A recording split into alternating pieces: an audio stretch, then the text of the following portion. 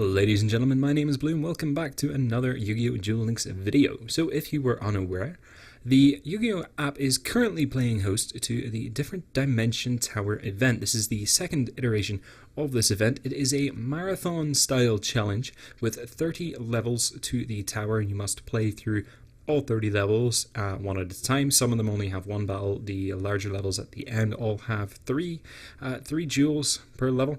However, there is a twist. You must maintain your life points going forwards for every single duel. So all the damage you take will eventually accumulate and put you in a very dangerous spot. If you do get put out, then you have to use a red pot, and you only have so many of those per day that you can effectively get your hands on. So, what do we do to work around this problem? Well, I have a very healthy, self-sustaining deck here that is very, very good at getting you up to 4,000 life points every single game and sustaining through any damage that the AI is able to throw at you. So it's got plenty of draw power. We are using Fairy's Smile on Ishizu. It's a unique ability which gives you plus 1,000 life points every single time you draw a fairy type monster. So we are running 10 fairies and 10 back row support cards. This effect isn't limited to your normal draw phase, so anytime you get to draw on your opponent's turn, you'll also get that plus 1,000 life points.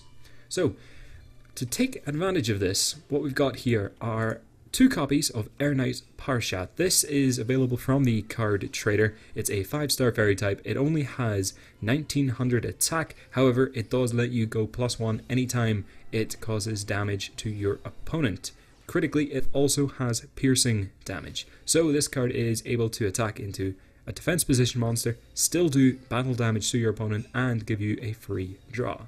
We also have 2 copies of its big brother. The Neo Parshath is available from, I think, your super rare tickets as a reward for ranked dueling. This one has a tiny amount of attack really for a 7-star monster. However, the strength of this card lies in its ability. If it is on the field at the same time as the Sanctuary in the Sky, then all of the difference between your life points and your opponent's is added to Parshath's attack and defense. This means that if you continue to draw using your Fairy's Smile, you keep going up in life points, you can very easily hit 8,000, 9,000, 10 or more. Then all of that is going to be added to your Parshath. So at 10,000 life points, you're going to have 12,300 attack. You will do piercing damage, and you get a +1 draw every time you do battle damage to your opponent. So these are your 4 big monsters and your best draw power in the deck. Keep in mind that they want to get into battle in order to give you that +1 draw, so your support cards, I would stay away from things like Super Rush Headlong and try to go for battle support cards like Wall of Disruption or Mirror Wall. And because they do piercing damage, any cards you have like Windstorm of Etaqua, Curse of Anubis, Enemy Controller, or even Floodgate Trap Hole, anything that puts your opponent's cards into defense mode also works because you will still be able to swing into them and do battle damage and get more draws. Then we have 6 of your 4 or less stars fairy type monsters. So Zolga is good because anytime it gets tributed off, you gain 2,000 life points. That synergizes again nicely into Neo Parshath. It also gives you an immediate burst of life points back, because you can go into duels with this deck very comfortably at 1,000 life points or less. Even if you have 100 life points and your first draw might be a fairy type monster, that'll immediately give you some breathing room to get into the game. You have access to Skalangle. It's a very good card. Put it face down. You can flip it and leave it in attack position if you want, because Sanctuary in the Sky protects you from taking battle damage, so you don't have to worry about the fact that this thing is very, very frail.